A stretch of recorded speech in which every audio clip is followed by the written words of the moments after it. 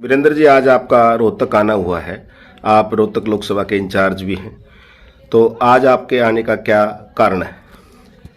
ये एक कंटिन्यू है, ये हमारा संपर्क अभियान है। एक तरह से अपने कार्यकर्ताओं की संभाल करना, जो लोग फील्ड में लगे हुए हैं, फील्ड की फीडबैक को लेने का काम माननीय मुख्यमंत्री जी के द्वारा हमें सौंपा गया है।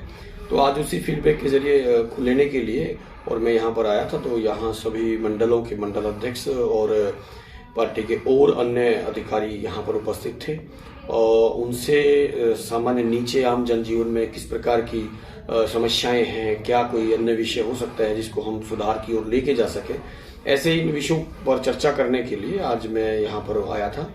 और ये पूरी हर विधानसभा वाइज हम लोग जा रहे हैं। कल मैं लोकसभा रोहतक के अंतर्गत आने वाला झज्जर और कोसली में भी सारा दिन के कार्यक्रम थे। आज दोपहर तक का कार्यक्रम, अभी अंतिम जो बैठक है हमारी, वो कलानौर के साथ, कलानौर की जो विधानसभा है उन लोगों के साथ हमारी बैठक है।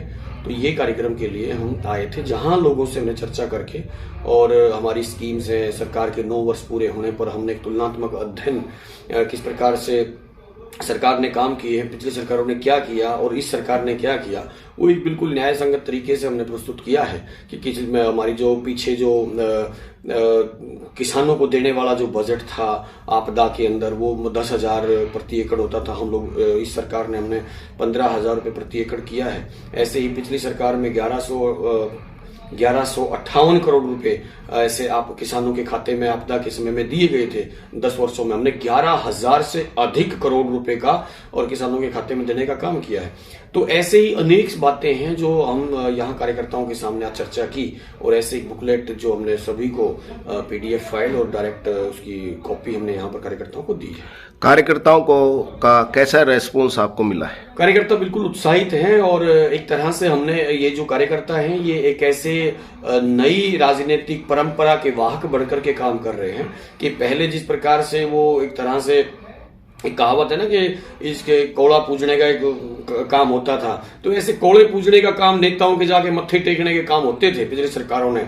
लेकिन वर्तमान में माननीय मनोहर लाल जी ने हर आदमी को उसका अधिकार देने का काम किया है और वो ऐसा अधिकार कि आप अपना काम करो, सरकार अपना काम करेगी। एक ऐसा जीवन, सहज जीवन बने लोगों का, इसके लिए हम लोग काम कर रहे हैं। तो एक सहजता जीवन में आए, इसी मिशन पे हम सब लोग ये कार्यकर्ता चल रहे हैं। जनता से क्या अपेक्षाएं हैं? जनता से अपेक्षा यही है कि अगर समाज में किसी प्रकार की, माननीय मुख्यमंत्री जी खुले मन के एक शख्सियत हैं और उन्होंने कहा कि अगर कहीं पर भी आपको जीवन जीने में असहजता महसूस होती तो बताएं, हम उनको ठीक करेंगे। एक इस विषय से अलग विषय है कि भी 3 जगह राज्य चुनाव हो रहे हैं, आपको क्या लगता है? मुझे लगता है कि ये मेरा विषय नहीं है। वहाँ के जो कार्यकर्ता हैं वो बड़ी मजबूती के साथ वहाँ लगे हुए हैं और भारतीय जनता पार्टी को जितना मैं समझता हूँ वो हर चुनाव को एक उत्सव के रूप में और एक वो लेती है और उसको बड़ा उत्साह से उसको लड़ती है, ऐसा एक कहते हैं और लोग, मुझे लगता है कि 100% वहाँ विजय हासिल होगी। तीसरी बार सरकार बनाने के लिए सरकार बहुत उत्साहित है, आपका क्या कहना है? बिल्कुल, तीसरी बार सरकार बनेगी ही, 100% बनेगी, क्योंकि सरकार बनाने का काम सरकार किस लिए बननी चाहिए? लोगों की व्यवस्था ठीक हो, लोगों के लिए है, एक संस्था है, तो लोग उसको क्यों नहीं चुनेंगे? तो लोगों में उत्साह है और तीसरी बार 100% सरकार पूर्ण बहुमत से बनेगी।